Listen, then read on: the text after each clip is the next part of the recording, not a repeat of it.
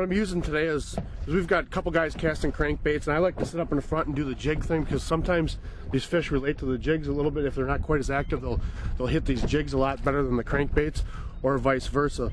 Nice new product by Lindy is these Lindy Exchange jigs. The thing is, when you get wind or current even, you can pop these jigs off and switch sizes. Look at that, it just pops off here. As you can see, I have a whole selection of weight and color. The nice thing about having the weight option is the fall rate of these jigs and these plastics. A lot of times those fish, when you lift your rod up, they want that jig to fall real slow. So simple as pop this off, grab a different color or size, and you just, whoops, I don't need that pliers to snap this back on. They just snap right back on. So instead of cutting your line, retying a whole new jig on, you can just simply grab your pliers, go like this, pop the head off, pick a different size or color, and you're back in business just like that. It's a great new concept.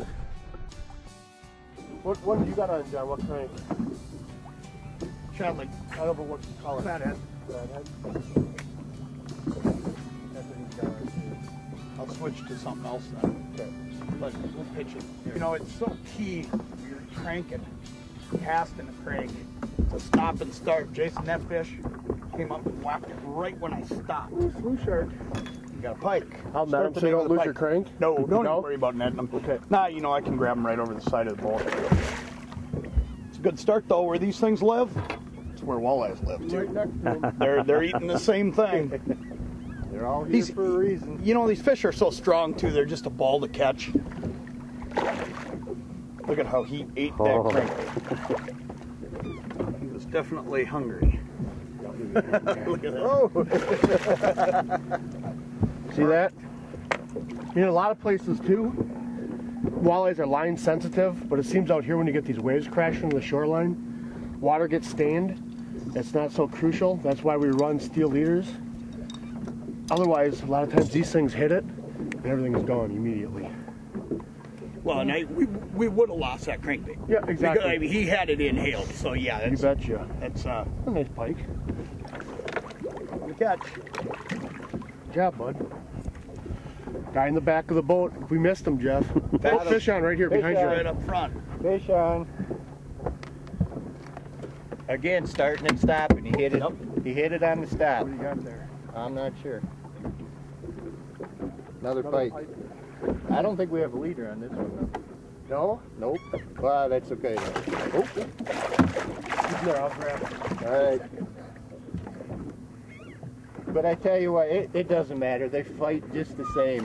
Hey, it's a tug on the other end of the line, right? And you know what? As long as you're getting bit, it keeps you in tune with everything else. But when you... Yep. Doesn't get you slacking. That's true. You know, you got to keep in mind, too, Jeff, the things you're doing to make that pike bite are the same things that are going to make a walleye bite. Right. So you're figuring out with, you know, whether it's small walleyes or a species that's living in the same neighborhood as a walleye, Yep. You're figuring out as you go what they want on that given day. We already know that stopping that crankbait has made 2 fish bite in about 4 Back to back, yep. So when we do come on the pile of walleyes, we know that they're on a pretty good Right. feed, but we got to stop it. You know, for 'em. it's like, it's all in the details. Every fish is going to tell you a little bit more about what's going on at that particular time. Earlier, the walleyes will lay out here on that secondary shoreline. Maybe not.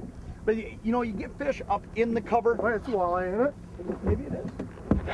Yep, it is. First walleye of the morning. You know what that is? That's exactly what I was starting to say, and then the thing jumped. This walleye thought he was a bass, is actually what he thought. But Nice what fish, that is we're casting into the cover, okay? Or right to the edge. A lot of times those pike, like Jason was saying earlier, are uptight. But you don't want to give up. You know, a lot of times I see people when they're casting, they're halfway back and they think, oh, I'm too far out of the cover. Now I'm done fishing this spot. I got to reel in fast and cast back out. It's totally the opposite.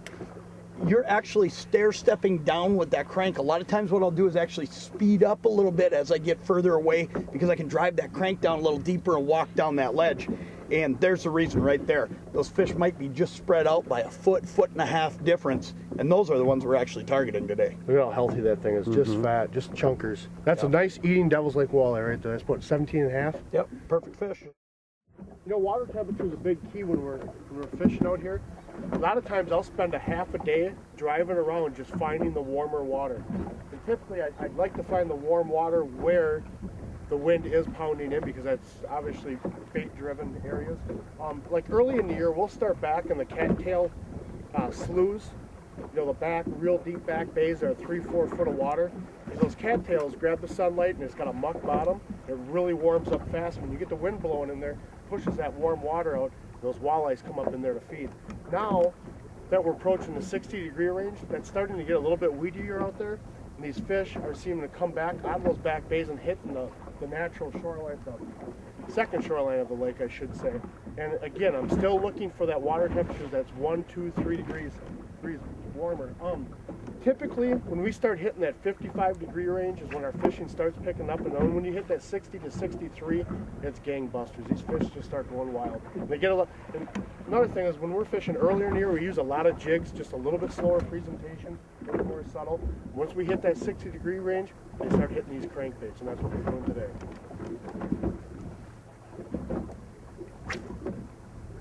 What? I'm trying, but I think somebody... Fish. Nice. Walleye, no, little pike, forget it. Little pike? Little pike. Littlest pike I've seen all week.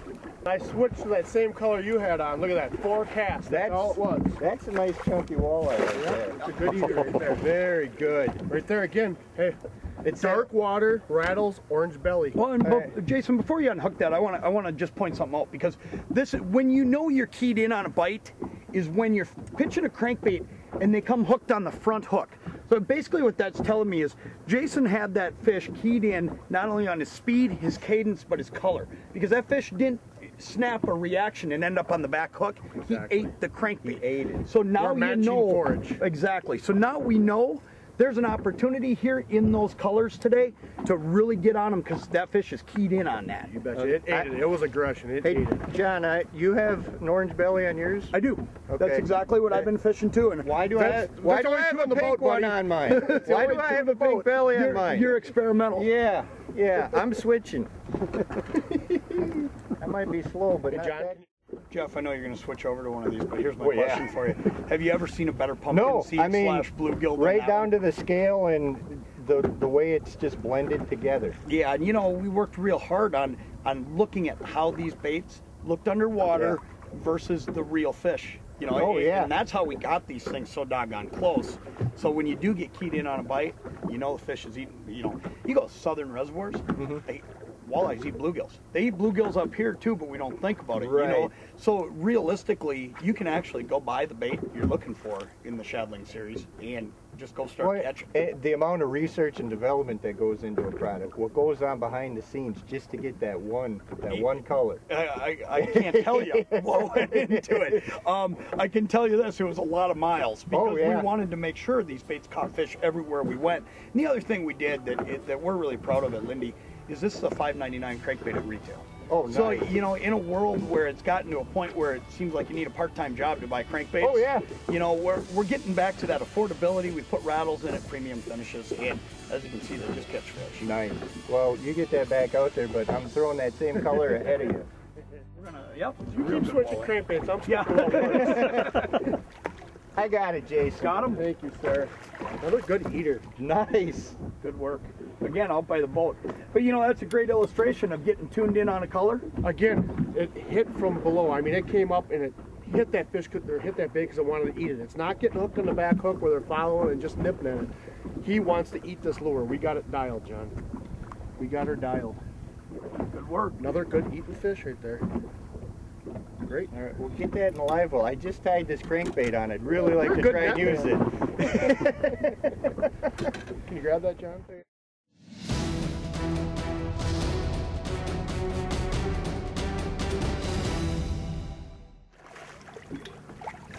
Oh, yeah.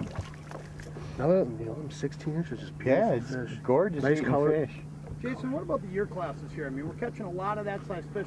How's the health of the fishery? The thing is we've had, you know, influx of water. I mean, we get high water years. The hatch rate is just unbelievable. They said the last 5 years has just been off the charts.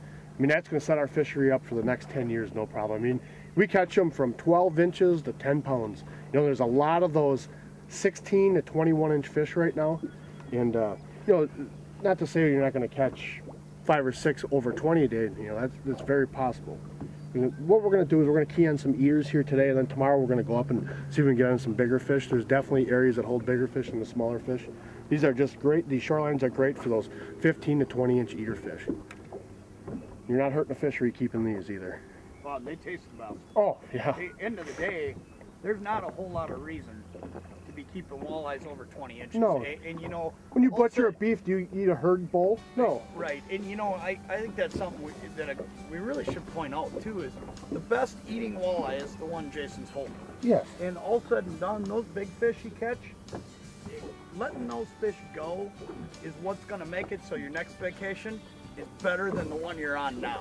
And realistically, you're going to catch so many fish here at Devil's Lake, you're not going to have any need to keep anything over 20 inches for the dinner table. Those are going to taste great all the time. They're still eating bugs right here. That's the shell of the fry coming out the bottom.